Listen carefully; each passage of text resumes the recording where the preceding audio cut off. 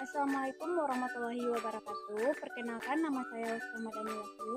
Saya perwakilan dari kelompok 1 yang beranggotakan Angel Andia Putri, Aura Kecia Salsabila, Budi Amin, Damatia Fitra, Zahram Putra Ramadan, Nola Salsabila, dan Zora Maret.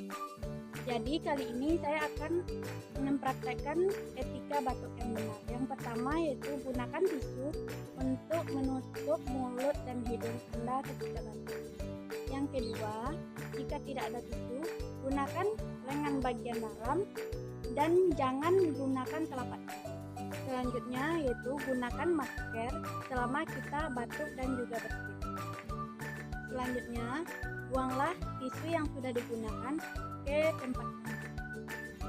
Selanjutnya, cuci tangan Anda segera menggunakan air mengalir atau bisa juga menggunakan antiseptik.